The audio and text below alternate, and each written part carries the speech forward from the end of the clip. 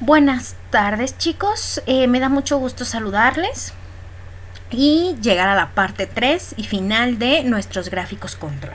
En esta parte nosotros lo que vamos a hacer es evaluar nuestras reglas de Westgard, que también se le conocen como multireglas, y además cuáles son las causas de errores aleatorios y sistemáticos de manera general, ¿ok? Aplicadas tanto a Levy&Jennings como a Westgard. Quiero comentar que, bueno, ustedes ya son unos expertos en la parte de construcción de gráficas control, y si no, por favor, háganoslo saber. También si tienen alguna duda en la interpretación de las gráficas de Levy&Jennings o con las reglas de Westgard, igualmente, por favor, quedamos al pendiente. Recuerden que a las gráficas control o gráficas de Levy&Jennings nosotros les llamamos de la misma manera, ¿no? O sea, gráficas control, cartas control o gráficas de Levy&Jennings. En esta ocasión vamos a hacer las reglas de Westgard. Aquí son reglas acumulativas o un sistema de multireglas para 2 o 3 niveles de control. Recordaremos que ocupamos las reglas de Levy&Jennings cuando es solo un valor por control, y aquí ya vamos a tener 2 controles. Entonces, estas reglas de Westgard también van a partir de la distribución normal. O sea, no nos vamos a salir de esta situación. ¿Ok? Y pues estas reglas también son jerárquicas, y al ser jerárquicas nosotros necesitamos respetar el orden, porque de esta manera nosotros vamos a hacer nuestra evaluación día por día. La pregunta obviamente es, siguiendo la dinámica, ¿cuántos datos yo puedo tener entre 2 y 3 desviaciones estándar? Pues con los cálculos que habíamos hecho de 20 datos yo puedo tener un dato. Para Levy&Jennings eso era permisible y no había ningún problema y nosotros continuábamos. Pero Westgard, este estadista tan importante de nuestro siglo, de nuestros años, pues entonces ya marca que aquí puede que haya algo que esté mal. Y entonces se va a cumplir, se va a violar la regla 1.2s en nuestro sistema analítico. Ellos me dicen, sí, de acuerdo a Gauss-Laplace, tú puedes tener un dato, pero nosotros lo vamos a marcar ya como una regla. Esta, quiero que quede claro, es la única regla de Westgard, no existe en Levy&Jennings, solamente en reglas de Westgard, y es la única regla que no me detiene la corrida. Por eso se los puse acá en la parte superior derecha como un asterisco. Solamente me va a advertir y me va a decir, ¿sabes qué, analista? Ten cuidado, ya tienes un valor de una desviación, un valor por fuera de 2 desviaciones estándar, entonces hay que tener cuidado porque eso nos puede generar un problema. No me va a detener la corrida, yo puedo reportar los resultados de mi paciente sin mayor problema, puedo procesarlos y demás, pero me dice aguas, advertencia, peligro, ten cuidado. ¿Ok? Entonces esta regla de advertencia es la regla 1.2s, es la única regla, recalcándoles, que no me detiene la corrida analítica. ¿Cómo interpreto yo esta regla? Siguiendo lo que ya hemos aprendido, el valor del número me va a indicar el número de puntos y el subíndice, las desviaciones involucradas en esta regla. Por lo tanto, la regla 1.2s es un punto por fuera de 2 desvíos estándar, tanto positivos como negativos, y es la única regla que no me detiene la corrida analítica. ¿Ok? Entonces yo voy a ver mi control, y si yo tengo ahí mi regla no pasa nada, y entonces es de advertencia y puedo reportar. La regla 1.3s, siguiendo el orden jerárquico, es exactamente igual a la que ya vimos. Yo no me puedo permitir absolutamente ningún dato por fuera de 3 desvíos estándar o menos 3 desvíos estándar. Esta regla sí me detiene la corrida analítica. Al tener yo un valor por fuera de 3 desvíos estándar, un solo valor, entonces se convierte en una regla de tipo aleatorio.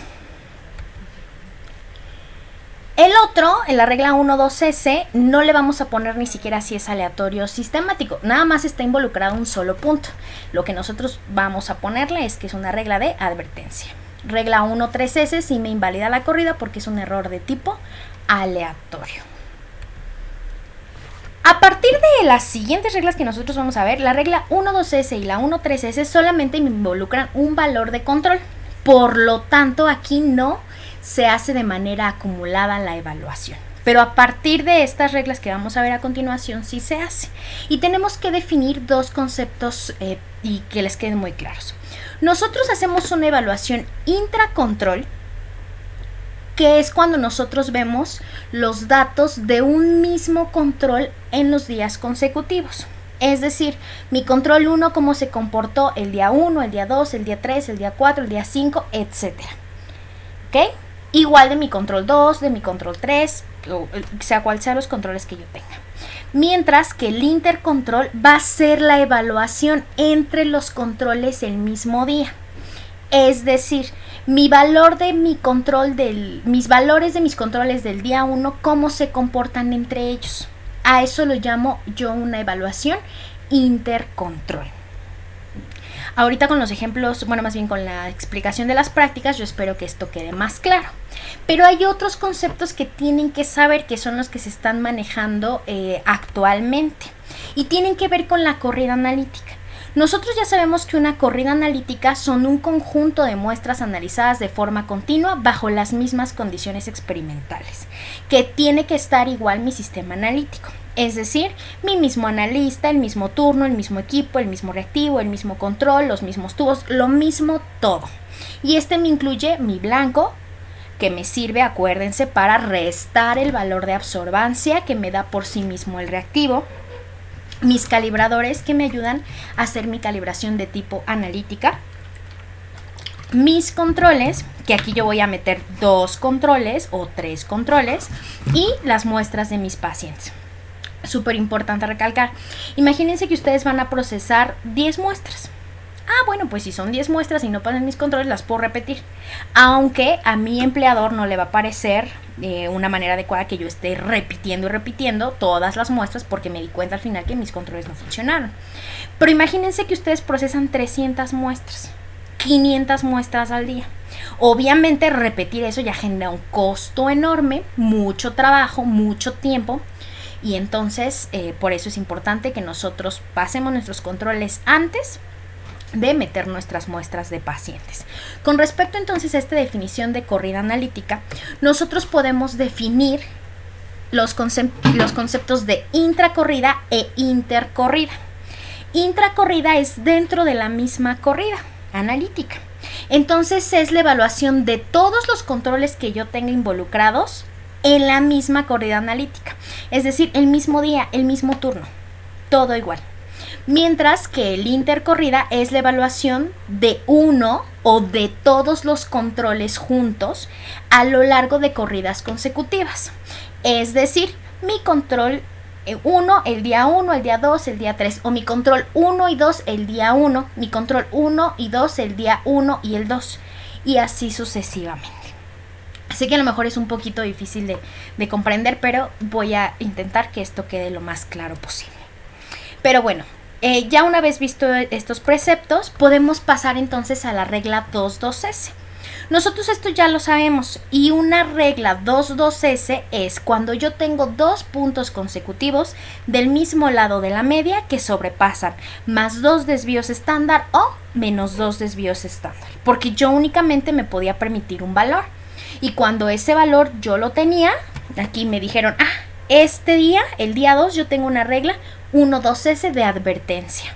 Pero dije, todo está muy bien, no pasa nada, y entonces me voy hacia el día 3 y me vuelve a dar el error. Ya no es un error de tipo aleatorio como la vez anterior de advertencia.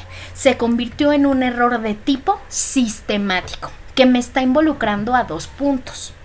Entonces, si yo tengo la evaluación de un solo control, entonces yo el día 3 y el día 2 lo estaría evaluando intracontrol o intercorrida de un solo control. ¿Ok? Mientras que también lo puedo yo evaluar intercontrol o intracorrida. El día 1, que es el control rosita y el control azul, bueno, moradito, nosotros vemos que no cumplimos la regla ni la 1.2s, ni la 1.3s, ni la 2.2s, que son las 3 reglas que hemos visto. Estoy en control.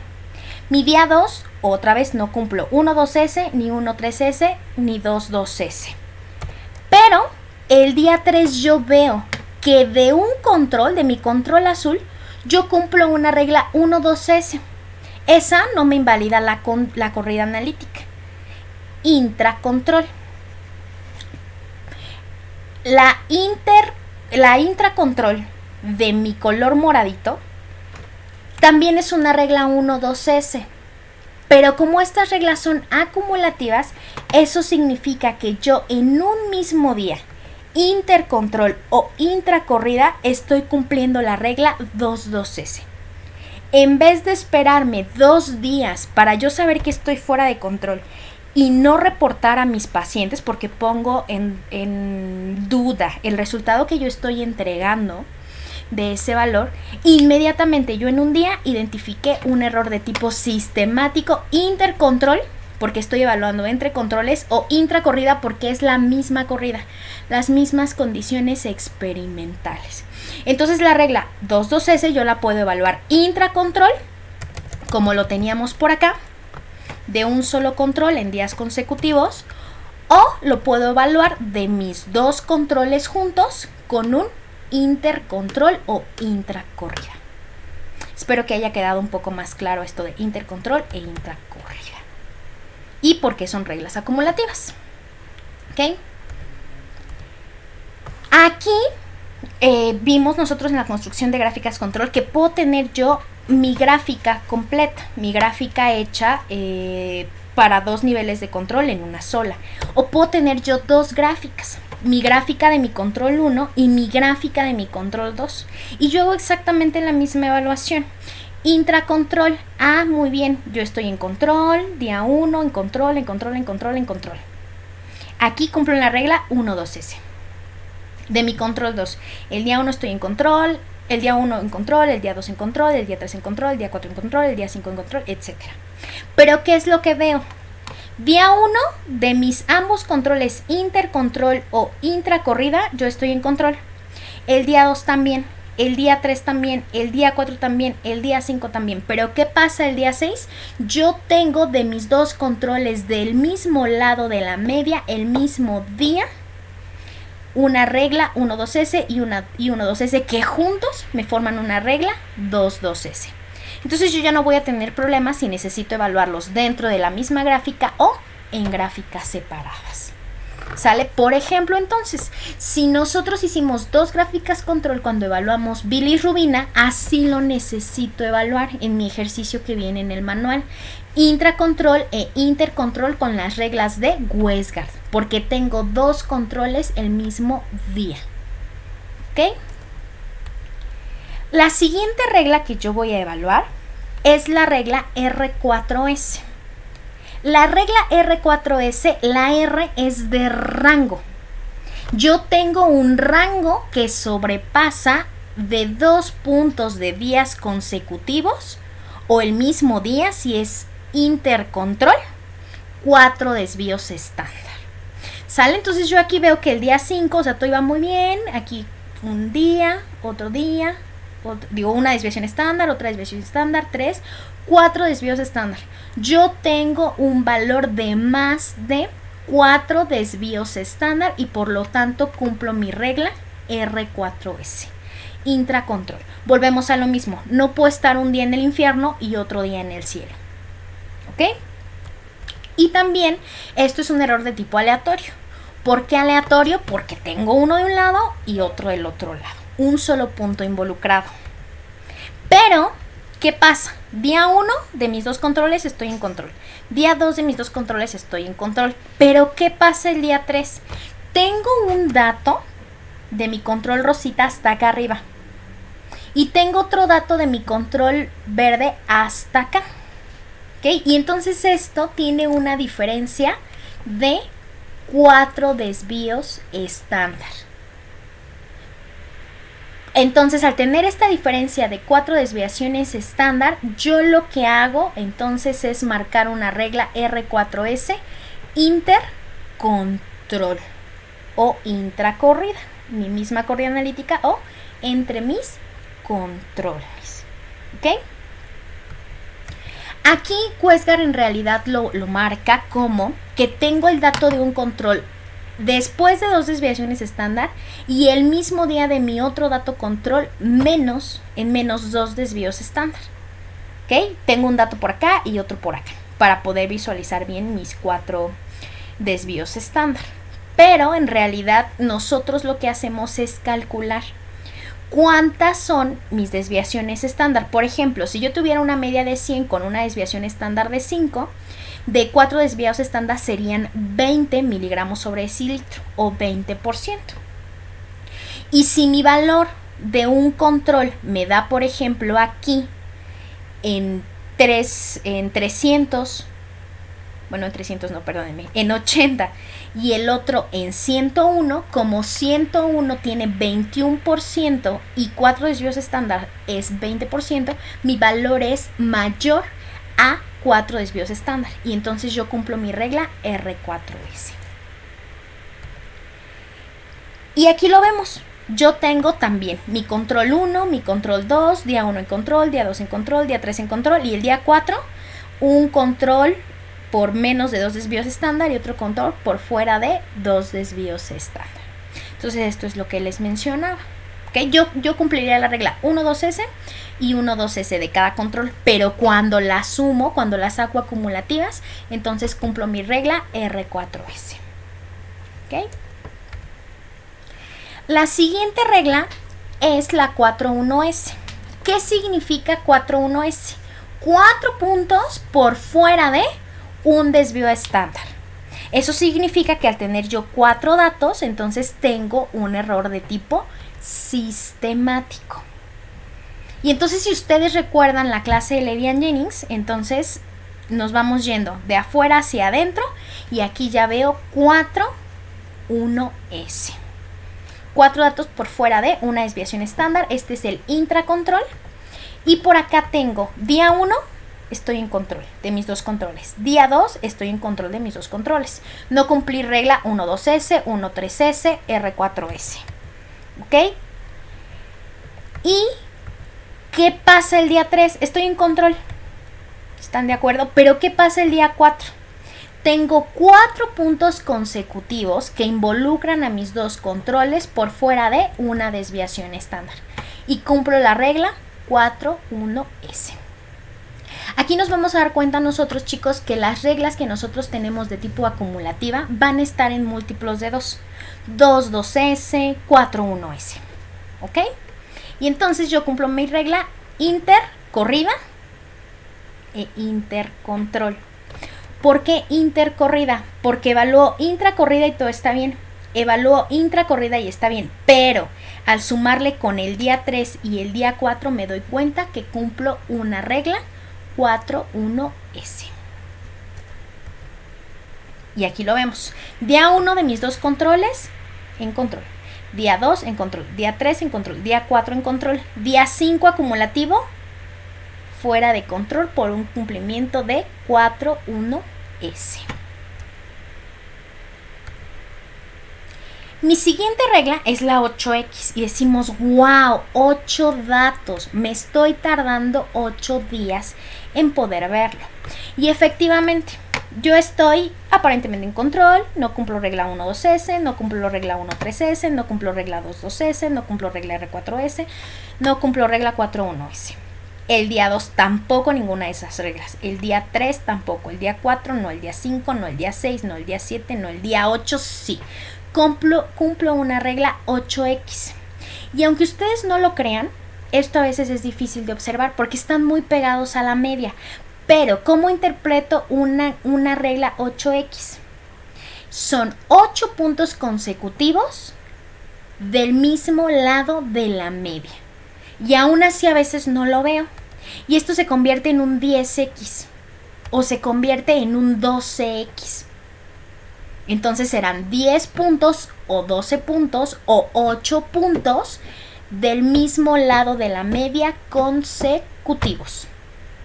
¿Ok? Y obviamente esto es un error de tipo sistemático. ¿Cómo lo vemos cuando son acumulativas? Día 1 en control. de mis dos controles. Día 2 en control. Día 3 en control. Día 4 en control. Día 5 en control. Día 6 en control. Día 7 en control. 8 en control. 9 en control. ¿Qué es lo que está sucediendo, chicos? Yo no me di cuenta. Y vean, día 1 en control, ¿no? Porque este dato, al estar de este lado, no está del mismo lado de la media. Entonces, el día 1 yo estuve muy bien. El día 2, aquí vean.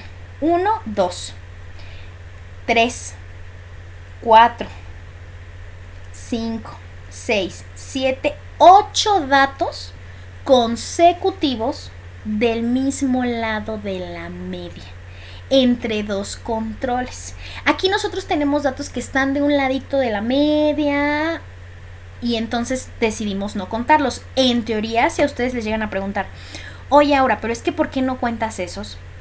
Pues es que técnicamente, al no estar del mismo lado de la media, estrictamente yo no cumplo la regla. Pero es muy importante que ustedes vean también que no hay peor ciego que el que no quiere ver. Hay personas ya tan familiarizadas con su sistema analítico que saben perfecto. ¿Sabes qué? Está haciendo un ruidito extraño mi equipo. Es que, ¿sabes qué? Como que no está tomando el volumen. No sé, yo creo que mañana va a fallar, ¿no? Y entonces se anticipan incluso al error. Cuando yo comienzo a ver que, a ver, ¿por qué no están tan bien de este lado? ¿Por qué todos están por acá?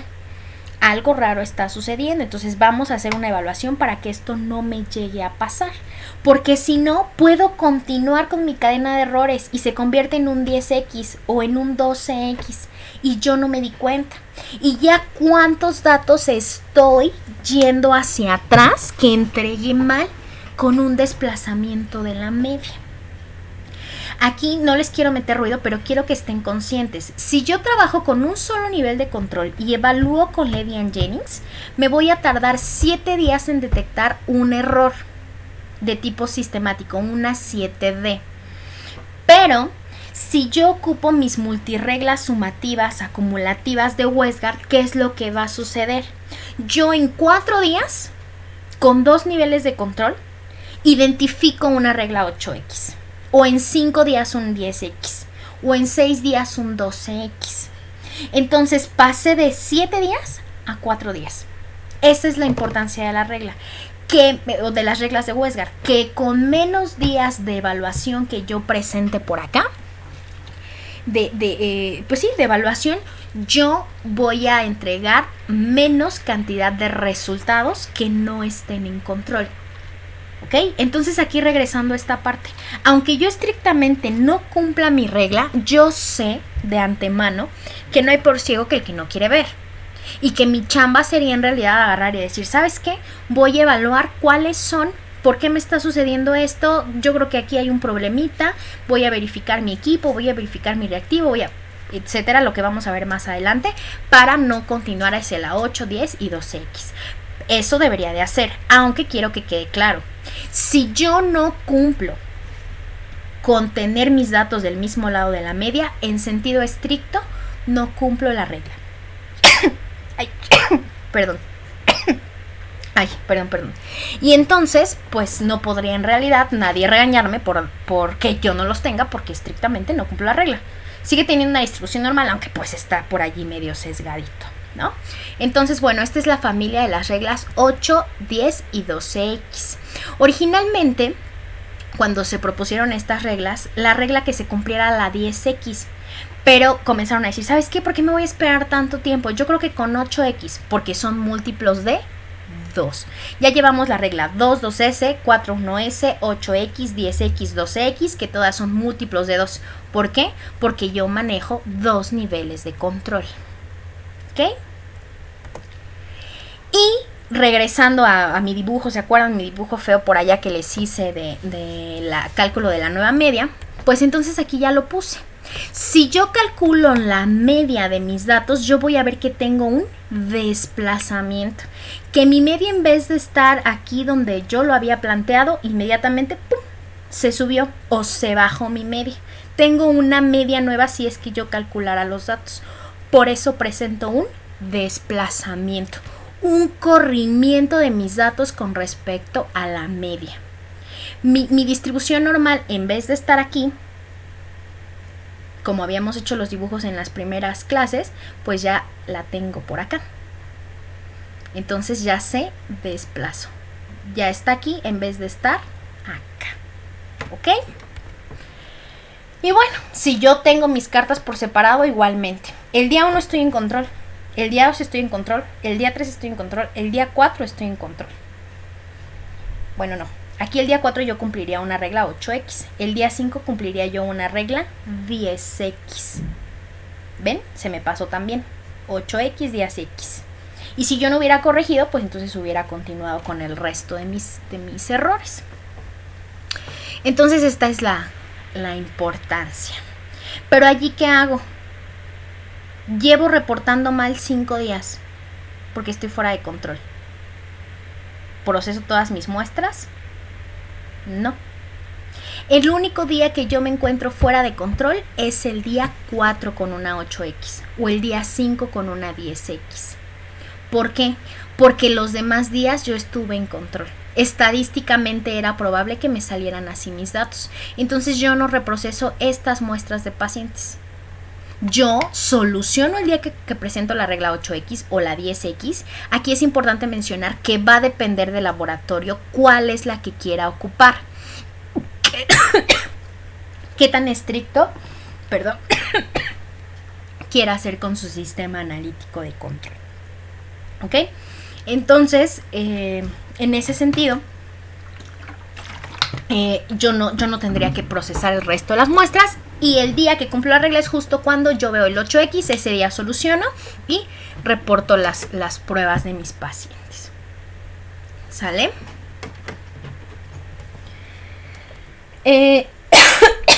Aquí se nos vuelve a repetir la regla 7T que ya habíamos visto, que son 7 puntos con tendencia. Esta regla es sumamente ocupada en Europa. Se estimaba que en Estados Unidos, porque estamos muy cerca de Estados Unidos y muy lejos de Dios, esta regla prácticamente no la usaban, aunque ya se está viendo que las tendencias pues sí son severas y hay que atenderlas. ¿Ok? Y entonces son 7 puntos con tendencia. Aquí no me importa de qué lado de la media se encuentren o no. Yo puedo, mientras vea que se suben o que se bajan mis datos, entonces cumplo la regla 7T y obviamente me invalida mi corrida. Pero esta también es acumulativa. Es un error de tipo sistemático, obviamente. Y vean, día 1 en control, día 2 en control, día 3 en control, día 4 en control, día 5 en control, día 6. ¿Qué está pasando? Yo estoy viendo que ambos controles poco a poco están subiendo. Y nuevamente les vuelvo a recalcar, chicos, las reglas 8X, 10X, 12X, algo sucedió que me cambió la media. Mientras que con la regla 7T, yo veo poco a poco ese aumento paulatino que me está ocasionando la variación en mi sistema analítico. Por lo tanto, yo también puedo tener regla 7T, intercontrol o intercorrida. ¿Sale? Con mis controles que yo estoy por allí manejando. Y bueno, estas son mis reglas, o sea, quiero terminar con que estas son las reglas que yo ocupo cuando tengo niveles de control. La regla 7T es la única que no cumple con lo del múltiplo, porque se adoptó tal cual de Levian-Jennings, pero todas las demás son en múltiplos de 2. Regla 1.2S, que es mi regla de advertencia, es la única que no me detiene mi corrida. Regla 1.3S, que en estas dos reglas solamente se me involucra un control porque es un solo dato, errores de tipo aleatorio. Regla 2.2S, que yo ya puedo evaluar intra o intercontrol. Regla R4S, que es un error de tipo aleatorio, porque el error que se está involucrando es justo, o más bien el día que yo no estoy en control es justo el día que me desplacé completamente del otro lado. Si es intracontrol o intercontrol, si yo tengo un dato por acá y un dato por acá, como lo habíamos visto anteriormente. Regla 4.1S, error de tipo sistemático, 8, 10 y 12X, y voy a seleccionar dependiendo de qué tan robusto quiera hacer yo con mi sistema analítico. Error de tipo sistemático con un desplazamiento. Y mi regla 7T de 7 puntos con tendencia también de tipo sistemático. ¿Ok? Y tenemos obviamente sistemas o reglas acumulativas cuando yo tengo 3 niveles de control. Control 1, control 2, control 3. Patológico alto, normal y patológico bajo, normal y patológico alto. ¿Ok? Y entonces yo las necesito meter. Yo necesito estudiarlas. Yo debería de trabajar siempre con 3 niveles de control, como ya lo habíamos visto. Pero bueno, chicos, déjenme decirles que el mundo real es diferente y la mayoría de los laboratorios meten 2 niveles de control. Yo espero que cuando ustedes ya sean egresados esto esté un poco más regulado, que sea más severo para garantizar los resultados de nuestros pacientes y metamos nuestros 3 niveles de control. Y entonces aquí la situación cambia. Yo voy a tener que tener, obviamente, mi regla 1-2S. Esa no va a cambiar. Advertencia, un punto por fuera de 2 desviaciones estándar. Voy a tener mi siguiente regla, que acuérdense que son jerárquicas, 1-3S, un punto por fuera de 3 desvíos estándar arriba o abajo. Pero aquí la cosa cambió. Yo voy a tener 2 de 3, 2S. Regla 2 de 3, 2S. Aquí es importante que ustedes piensen en cuando jugaban piedra, papel o tijera. Ganaba el que podía, ganaba el juego, el que ganaba, valga la redundancia, los otros 2 jueguitos, 2 de 3. Siempre decíamos, ay no, es que ya perdí, entonces 2 de 3. El que gane 2 de 3 gana la apuesta, por ejemplo, o tira primero, o lo que sea, para que lo hayan ocupado. ¿Esto qué significa? Que 2 de mis 3 controles que yo estoy metiendo están por fuera de 2 desviaciones estándar. Aquí, por ejemplo, día 2, 1-2S, día 3, 1-2S, estoy bien, y día 4, 1-2S. 2 de mis 3 controles se encuentran por fuera de 2 desviaciones estándar. A lo mejor aquí no es muy fácil de verlo, pero es un error de tipo sistemático, porque 2 de mis 3 controles se están comportando extraño. ¿Cómo lo veo? Día 1 en control, día 2 en control. De mis 3 controles que yo metí, ¿qué pasa el día 3? Mi control naranja es muy bien portado y no tengo ningún problema. Pero ¿qué pasa aquí? El control azul del día 3 me da una regla 1-2S. Es de advertencia. Pero si yo lo evalúo intercontrol, el rosita también me da una regla 2-2S. Pero al estar yo metiendo 3 niveles de control, esta regla se convierte en 2 de mis 3 controles que se encuentran por fuera de 3 desvíos estándar. ¿Okay? 2 de mis 3 controles se encuentran por fuera de 3 desvíos estándar. ¿Qué es lo que yo le veo aquí? Ay, perdónenme. Aquí no lo puedo pintar muy bien. Yo creo que ya dijeron, es que pinta muy feo esta señora. Pero si yo evalúo mi día 3, veo que 2 de mis 3 controles están por fuera de 3 desvíos estándar. ¿Se acuerdan que para 2 niveles de control yo marcaba una regla 2-2S? Pues su equivalente es la regla 2 de 3, 2S. Cuando yo manejo 3 niveles de control. La siguiente regla es la regla 3-1S. Yo antes manejaba la regla 4-1S porque eran múltiplos de 2. Pero aquí ya estoy metiendo 3, entonces yo necesito manejar múltiplos de 3. ¿Y cómo interpreto esta regla? 3 datos por fuera de un desvío estándar, que puede ser tanto intracontrol como intercontrol. ¿Cómo veo el intercontrol? Porque el intracontrol ya está aquí perfectamente bien delimitado. Es un error de tipo sistemático porque involucra más de un punto. ¿Y qué es lo que yo veo? Día 1 en control de mis 3 controles. Día 2 en control de mis 3 controles. Pero ¿qué pasa el día 3?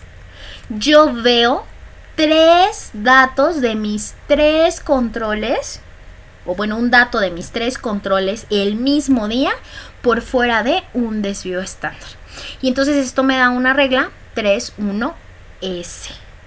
¿Cuánto me tardaría o cuánto me tardaba cuando hice Levy-Jennings con un solo nivel de control para identificar este error de tipo sistemático aquí pegadito a un desvío estándar? Pues 3 días.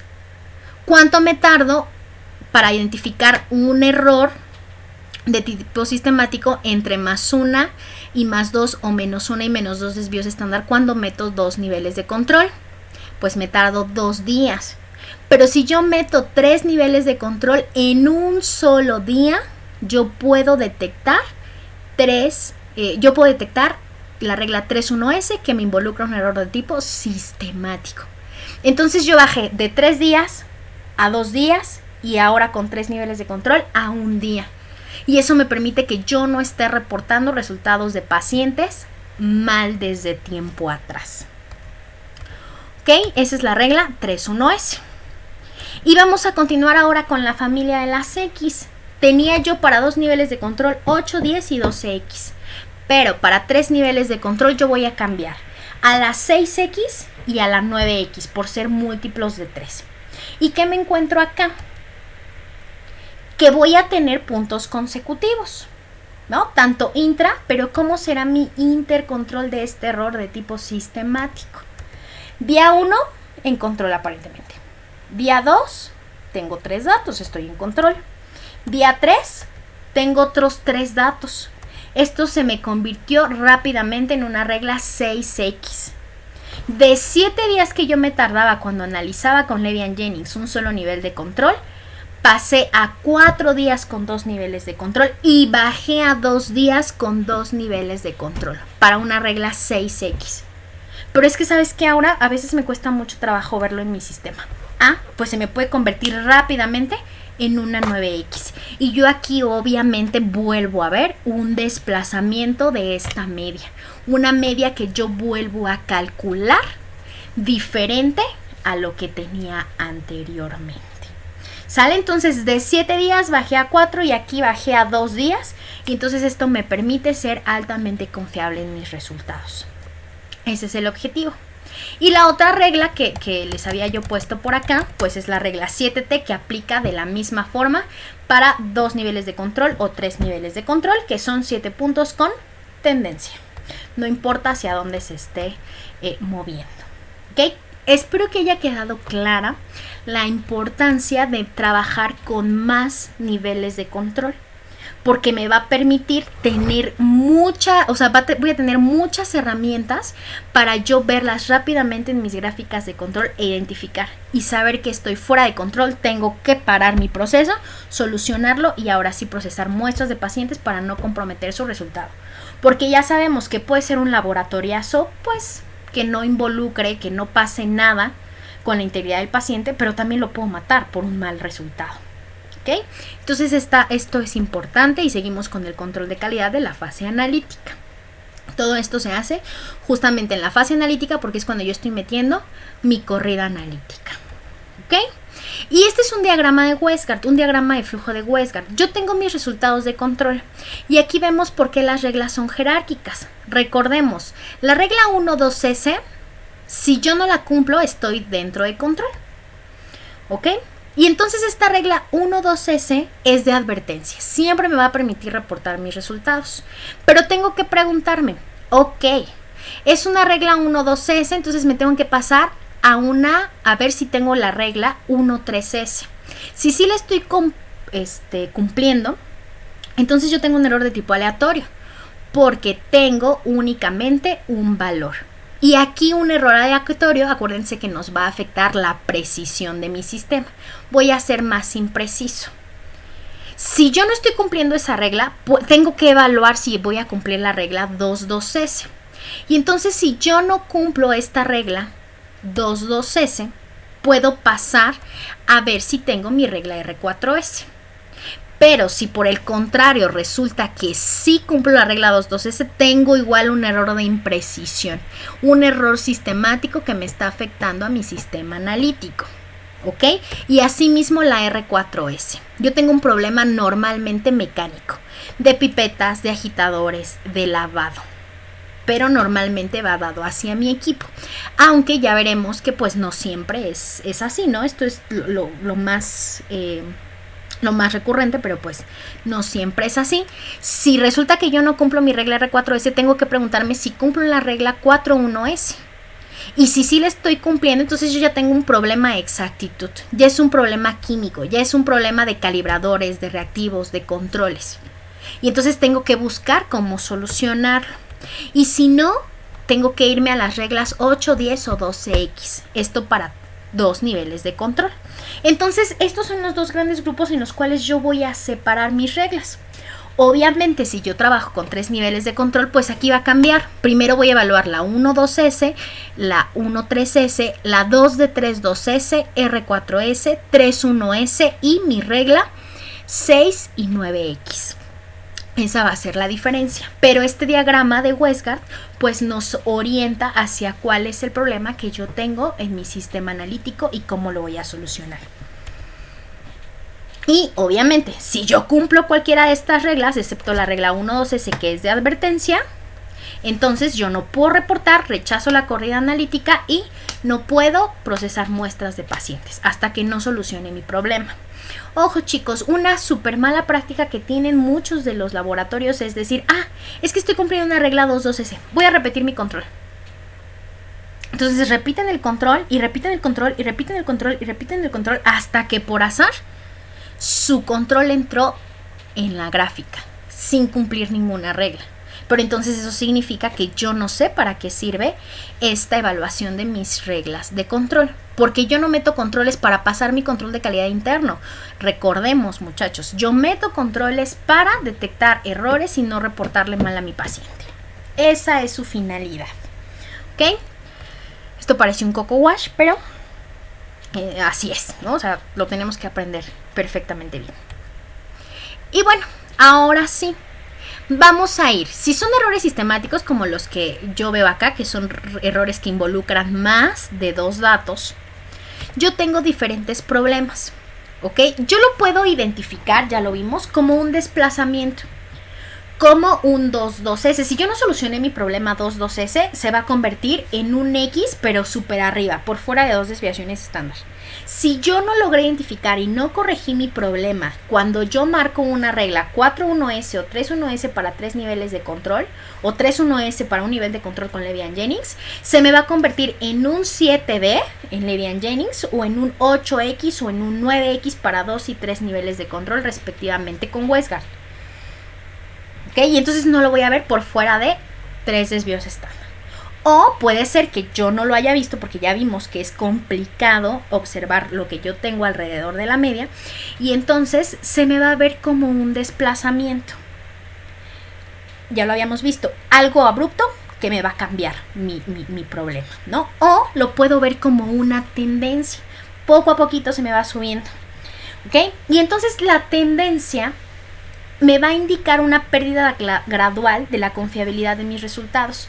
Normalmente nosotros tenemos una lámpara en nuestros equipos, en nuestros espectrofotómetros o fotómetros, y poco a poquito se va desgastando o se va llenando de polvo. Y entonces eso me va a causar cambios paulatinos. O puede ser que yo tenga una acumulación gradual de desechos en la tubería, que se me quedan pegados allí, que no lava bien mi equipo y entonces me quedan muestras, me queda reactivo, me quedan las proteínas ahí pegadas porque no estoy lavando bien. Y eso obviamente se va generando un taponamiento más severo que yo voy viendo paulatinamente. Puede ser, si yo trabajo con un electrodo de ion selectiva, lo van a ver en clínica cuando lleguen a 10º semestre, entonces ver que tengo ahí mis electrodos como los de los potenciómetros, que se va quedando allí con cierta solución y obviamente como yo no la veo bien me está causando esa variación en mi electrodo. Puede ser que tenga reactivos muy viejos. Y entonces, o el mismo uso, yo estoy viendo que el día 1 estaba bien, pero el día 2 va disminuyendo su efectividad. Entonces por eso veo esa tendencia. El deterioro gradual de mis materiales de control.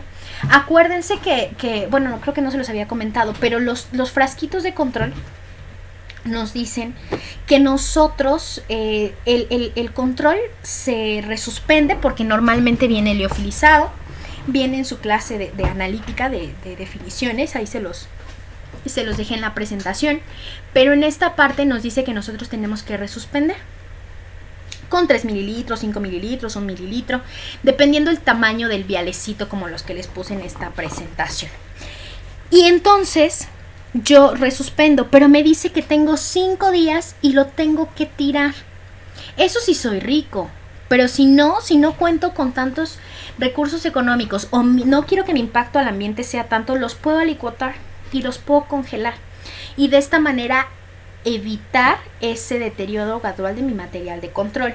Pero si yo trabajo con mi vialecito como tal, ese mililitro, 3 o 5 mililitros, obviamente al paso de los días va a perder sus características por el propio uso, por contaminación con pipetas, porque me llegue por allí una bacteria, un hongo que comience a degradar ese material que finalmente es suero o es sangre o es orina o es líquido cefalorraquídeo, etcétera. Entonces eso también me va a causar esa tendencia. Puedo tener un deterioro gradual de mi temperatura, de mis celdas Peltier. Los equipos en el laboratorio clínico controlan su temperatura mediante una celda Peltier. Eso quiere decir que tengo yo bandas metálicas, bueno, no yo, pero mi equipo sí.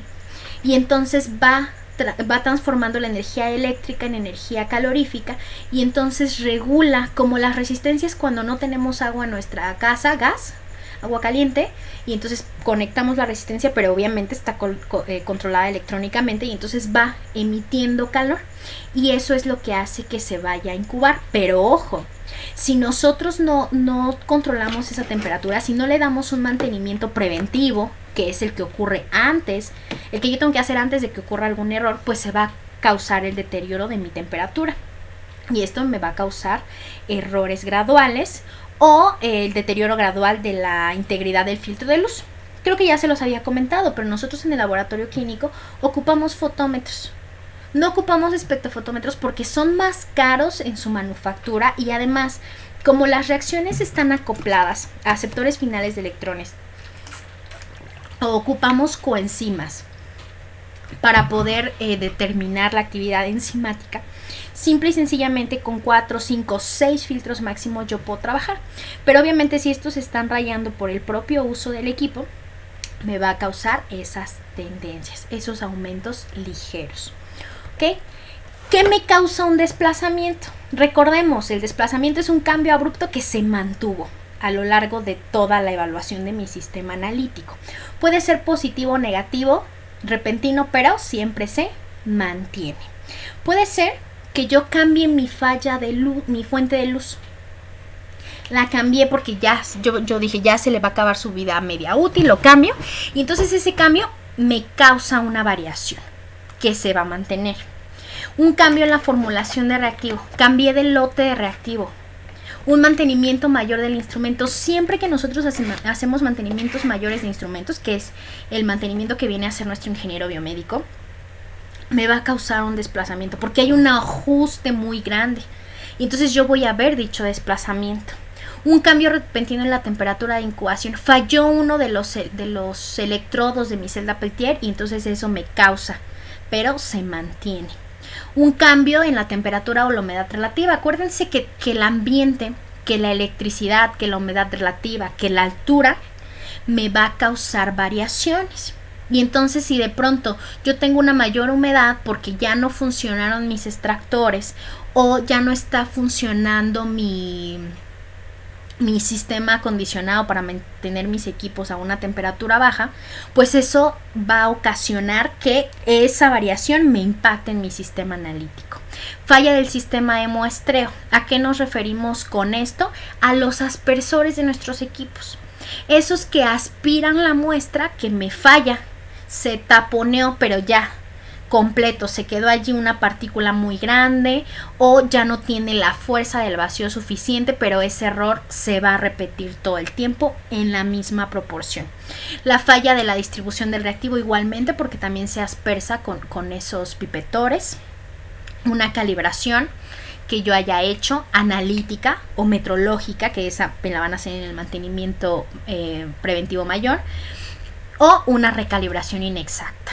Yo metí mal mis calibradores, los metí al revés y entonces eso me ocasiona un desplazamiento de mi media. O mi calibrador ya no se encontraba en buenas condiciones porque ese es úsese y tírese y yo no lo alicuoté y entonces cuando yo lo meto me causa un error de calibración. Entonces esa es la diferencia. Normalmente los desplazamientos son por calibración, cambio de lote reactivo, formulación de reactivo, cambio de temperatura, etc. Algo que me cambió severamente pero se mantiene. Mientras que la tendencia, ahí vamos, poco a poquito, muy despacito. Espero que haya quedado claro esto de los errores sistemáticos. ¿Cómo soluciono un error sistemático? Pues obviamente lo primero que tengo que hacer, chicos, cuando ustedes tengan un error de tipo sistemático, como un 22S, 41S, las reglas X, ¿qué es lo que nosotros vamos a hacer? Lavar el equipo. A veces se le puede quedar ahí un residuo que no se haya lavado bien. Los equipos normalmente traen un lavado como sencillo, ¿no? Pero tienen un lavado después exhaustivo en el cual te secan todos esos carruseles donde van las muestras. Y entonces, al hacer ese lavado exhaustivo, si yo lavo, eso quiere decir que había algo extraño en mi sistema. Y entonces me va a solucionar mi problema.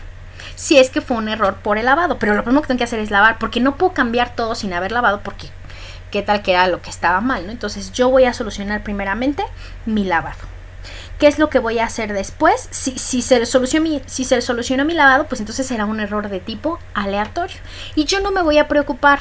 ¿Por qué no? Porque el error aleatorio es cualquier desviación respecto al resultado esperado. Pero me da una sola vez. ¿Ok? Y entonces este error aceptable sería una desviación 1,2S. Porque es el de alerta. Pero va a ser inaceptable cuando yo tenga 1,3S. Cuando yo me haya salido completamente de mi distribución normal. Y entonces este error aleatorio puede ser, como ya les había dicho, que mi equipo esté mal lavado. Puede ser el tiempo y la temperatura. ¿A qué nos referimos con eso? Que los controles que yo saqué del refri o del congelador no los dejé suficiente tiempo para que se pudieran atemperar. Y entonces esto me va a ocasionar un problema. O por el otro lado, yo lo dejé que se quedara allí. Y entonces, como ya tenía muchísima prisa, tengo mi control y tiene todavía ahí un hielito. Entonces, obviamente esa temperatura me va a causar variación, pero además ese hielo que no disolvió los componentes no es homogéneo en mi control. Entonces eso me va a ocasionar problemas. Pero puede estar el otro lado que yo lo haya dejado por ahí olvidado. Y obviamente los componentes se van a sedimentar en ese tubo. Y cuando el aspersor tome mi muestra, pues ya no me va a dar. Y esto pues tiene que ver también con la homogenización, ¿no? Yo, aunque lo haya dejado ahí hace 20 minutos, una hora, etcétera, yo necesito volver a homogenizarlo, porque si no me va a dar errores aleatorios. Puede ser el cambio de un nivel de control por otro. Me equivoqué y metí el control 2 por el control 3 o el control 1 por el 2, etcétera. Entonces obviamente tengo tengo absorbancias muy grandes para concentraciones muy pequeñitas y viceversa. Entonces eso me va a ocasionar problemas. Ese es uno de los mayores problemas que hay, que se cambian al meter los controles. Cuando ocupo controles caducos, ¿ok? También me causa variaciones, eventos en el suministro de energía, una falla de voltaje que me dio por allí de repente y me ocasiona un valor extraño. Entonces, pues eso tiene que ser, o el operario. Se me olvidó si le puse o no le puse la muestra, si le puse el control, que si lo había homogenizado o no, que aquí ahora lo saqué, que si me equivoqué. Normalmente los errores aleatorios son dados por el personal. ¿Cuál es la ventaja? Que una vez que se han presentado yo ya no los vuelvo a ver. Por eso no importa, era lo que les comentaba hace rato, no importa el tipo de error que yo tenga, lo primero que voy a hacer es lavar mi equipo. Y si tengo un error de tipo aleatorio, una regla 1.3S, lo que voy a hacer, o una regla R4S para WestGuard, o una regla I3S para Ledian-Jennings, lo que voy a hacer es lavar mi equipo inmediatamente. Entonces lavo mi equipo y vuelvo a meter mi control. Si mi control mejoró con esa evaluación, era un error aleatorio y ya no tuve problema y puedo continuar, ¿ok? Pero si por el contrario yo vuelvo a meter mi control después de haber lavado y me vuelve a dar, entonces se convirtió en un error de tipo sistemático. Un 22S, un 41S, un X o un 3S o un 6X o una tendencia. Y entonces, ¿cómo voy a solucionar esto? Pues nuevamente, pues ya lavé, ya todo. Pero es lo que les decía, no puedo repetir hasta que entre en control. Pero lo que sí hago en realidad es verificar. ¿Sabes qué? Voy a recalibrar. ¿Qué voy a recalibrar? Mi método. Voy a hacer mi calibración analítica. Voy a meter mis calibradores de esa curva tipo, que nosotros ya vimos que podemos no hacer una curva tipo. ¿Por qué? Porque si yo me encuentro en el intervalo lineal de trabajo, la pendiente va a ser la misma. Y el factor que yo calculo de la absorbancia de la muestra entre la absorbancia del estándar por la concentración del estándar es la fórmula del inverso del cálculo de la pendiente. Entonces yo vuelvo a meter mi calibrador o mis calibradores. Lo recomendable es que nosotros calibremos a 2 o a 3 puntos. Pero si no me alcanza, bueno, pues ya meto mi calibrador de un solo punto y entonces yo espero que con eso se solucione. ¿Ok? Y entonces recalibro y meto mis reactivos. Pero ¿se acuerdan que les había dicho en la validación del método que nosotros teníamos que leer la absorbancia que tiene mi reactivo? Porque si este valor supera una determinada absorbancia que me está indicando mi fabricante, eso significa que mi reactivo ya no es viable para la cuantificación y ya no va a ser correcto. Por eso yo tuve que haber leído antes. Y si yo veo que ya está muy oxidado, que ya cambió de color, que tiene partículas extrañas, etc., yo digo, este reactivo yo no lo puedo ocupar. Y desde ahí lo descarto. Voy a agarrar otro vialecito de control. ¿Okay? Porque normalmente su respuesta cuando les decimos, chicos, tienen un error 8X, ¿qué es lo que van a hacer? Y dicen, llamarle al ingeniero. El ingeniero me va a cobrar sus honorarios para venir a hacer ese trabajo. Y me va a decir, híjole, es que su problema era una calibración analítica. Entonces, en realidad, pues yo aquí nada tengo que ver, pero tiene que pagarme porque ya vine, cada consulta genera un recibo de honorarios, ¿no? Entonces, tengo que comenzar por lavar el equipo, ver si fueron mis reactivos, si tienen la absorbancia adecuada, si no tiene partículas, etcétera, ver si no fueron mis controles, recalibro mi método. Y entonces si nada de eso funcionó y se sigue presentando mi error de tipo sistemático, pues entonces sí, tengo que llamarle al ingeniero porque a lo mejor el aspersor, el pipetor de mi equipo sí está taponeado o se rompió una banda o algo le sucedió que hace que ya no funcione de manera adecuada, pero después de que yo ya descarté analíticamente todo lo que yo tengo que ver acá. ¿Okay? Verificar si mis sistemas de ventilación están bien, verificar si mi temperatura es la correcta, etcétera. Ya afortunadamente los equipos tienen muchas alertas que nos dicen si está fallando la lámpara, si está fallando si está muy oxidado el filtro o el carrusel de los reactivos o la celdita, el carrusel de pruebas, o si está taponeado un aspersor o si no está llegando la temperatura. Entonces los equipos ya nos están ayudando muchísimo a saber cuál es el error que se tiene. Muchas de las veces nos dice, tiene un error 4. Y ese error 4 significa que el aspersor está tapado. Lave. Haga 2 o 3 lavados de los aspersores con ácido clorhídrico al 1% o con SDS, como sea que tenga yo el equipo. Entonces, por eso la respuesta no es que nosotros siempre vamos a hacer exactamente lo mismo. No vamos a meter controles por el resto de la eternidad hasta que me dé. Porque obviamente por azar eventualmente puede caer en la distribución que yo estoy manteniendo. En la distribución que yo quiero cambiar porque pues a fuerza yo voy a hacer que mis 3 niveles de control o 1 o 2 entren. Cuando en realidad sí tengo un problema en mi sistema analítico. Entonces, les voy a subir tarea de estas reglas. Una de ellas es que diferencien ustedes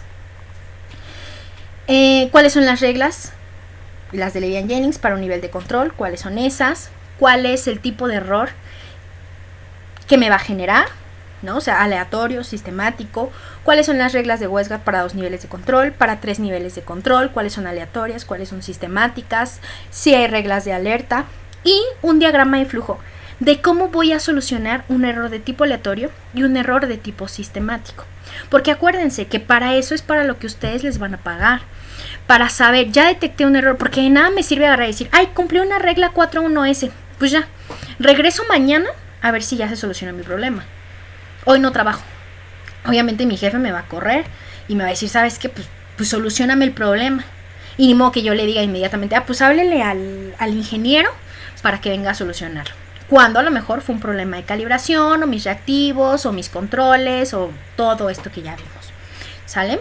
Entonces siempre llamar al ingeniero es el último paso para que pues no perdamos tiempo. Porque además, incluso aunque ustedes tuvieran todo el dinero del mundo, ¿cuánto tiempo se va a tardar en llegar el ingeniero? Y en repararlo, o en revisarlo. A lo mejor ni siquiera lo tenía que reparar, pero esa revisión nos va a costar tiempo. Entonces, bueno, eso es lo que les voy a dejar. Espero que no tengan, bueno, si tienen dudas, chicos, por favor, seguimos a la espera de sus comentarios, tanto para la construcción de sus gráficas control. Obviamente, si yo estoy metiendo 2 niveles de control un mismo día, voy a evaluar con reglas de WestGuard. Mi gráfica 1, chicos, para que lo vayan pues visualizando, ¿no? De mi gráfica 1 que tenemos por acá, déjenme ver, permítanme tantito. Pero de la gráfica 1 que nosotros aprendimos a hacer en nuestro primer videito, es la variación en condiciones óptimas y la variación en condiciones de rutina. ¿Sale? ¿Cuántos datos? Aunque yo tenga aquí variación en condiciones óptimas, permítanme tantito. Ok. Aunque yo tenga aquí variación en condiciones óptimas, yo voy a analizar con Levy y Jennings. ¿Por qué con Levy y Jennings? Porque son 2 condiciones completamente diferentes. Son 2 sistemas analíticos completamente diferentes. Entonces, estos datos que yo tengo aquí va a ser con Levy y Jennings. Empiezo. Regla 1.3s, 2.2s, 3.1s, I3s, 7d, 7t. Cumplo o no cumplo y tengo que señalar. ¿Ok? Ojo, chicos, si hay algún punto que me caiga justo en la línea de la desviación estándar, o sea, que me cayera por aquí mi punto, ese no cumple la regla. ¿Por qué no cumple la regla? Porque está justo en el punto. Eso quiere decir que pertenece a la desviación estándar anterior. Por eso es importante que lo consideren. Entonces voy a evaluar con reglas de Levy y Jennings para BCO y con reglas de Levy y Jennings para BCR de manera independiente. ¿Okay? Entonces por ahí anoten cuando hagamos el taller de gráficas control. Gráfica 1, Levy y Jennings. Aquí yo tengo un solo control con un solo reactivo, con un analista a lo largo de 3 meses. ¿Con qué voy a analizar? Con Levy y Jennings. ¿Cuántos puntos veo por día? 1. Entonces esto será Levy y Jennings. Ahora aquí, para bilirrubina, ¿cuántos puntos de control tengo yo por día? 2. 2 del día 1, 2 del día 2, 2 del día 3. Por lo tanto, bilirrubina, ejercicio 3, yo lo voy a analizar con WestGuard. Intracontrol e intercontrol. ¿Ok? A veces, no sé por qué, piensan ustedes que el intracontrol lo hago con Levy y Jennings. No, chicos. Si yo tengo 2 o más niveles de control, lo evalúo con las reglas de WestGuard. Intracontrol e intercontrol. Sale el intercontrol para mis acumulativas, el intracontrol con las reglas tal cual yo las tengo. ¿Sale? Aquí tengo 3 niveles de control, pero ya se los había mencionado. ¿Cuántos datos tengo yo por día? En realidad, solamente 1.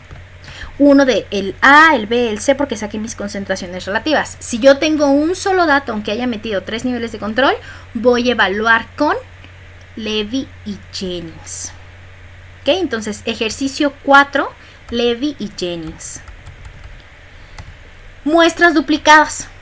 Yo analicé 2 veces una misma muestra, que ya no le llamo muestra de paciente, sino le llamo control. ¿Cuántos datos tengo por día después de que calculé esa concentración relativa? 1. Entonces, ejercicio 5, Levy y Jennings. Ahora, el ejercicio 6, yo tengo en una sola gráfica 2 niveles de control por día. Día 1, día 2, día 3, día 4, día 20. ¿Con qué evalúo? Con WestGuard para 2 niveles de control. Y mi último ejercicio que vamos a hacer en el taller, que ustedes ya van a llevar sus gráficas de todos sus ejercicios, de los 7 ejercicios, tengo 3 niveles de control. Entonces voy a evaluar con WestGuard para 3 niveles de control. Regla 1.2s, 1.3s, 3.1s, 2 de 3, 2s, 6x, 9x, etc. ¿Sale? 7t, perdón. ¿Ok? WestGuard. Entonces yo espero que haya quedado claro cuáles son las cosas que nosotros, o más bien, cuándo voy a evaluar con una regla con unas reglas y cuáles voy a evaluar con otras reglas. Acuérdense que las reglas de Westgard son acumulativas cuando yo comienzo a evaluar como tal intercontrol. ¿Sale? Cuando yo veo todos mis controles juntos y allí se convierten en acumulativas. ¿Ok?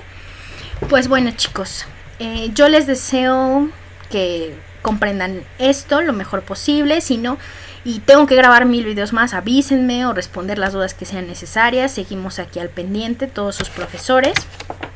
Y también que hagan sus ejercicios.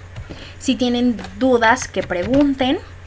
Y pues nos estamos viendo, ¿no? Hay que echarle muchas ganas, con mucho ánimo, con el coronavirus, con el sarampión, etcétera.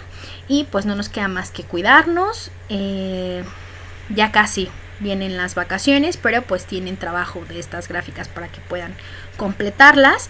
Y vamos a subirles algunos otros ejercicios para que practiquen también cómo van a construir las gráficas. Yo creo que estas se subirán hasta después, o bueno, igual las subo de una vez para que tengan todo este tiempo para hacerlas, ¿ok? Ánimo, cuídense mucho, cuiden mucho a su familia. Me dio mucho gusto verles y seguimos aquí. Bueno, no verles porque la verdad es que los extraño de que les pregunte algo y me contesten.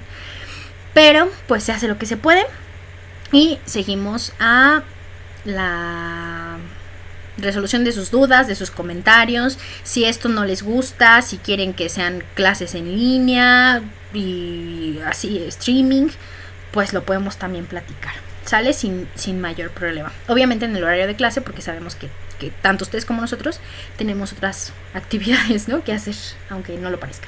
¿Sale? Cuídense mucho, chicos. Saludos. Hasta luego.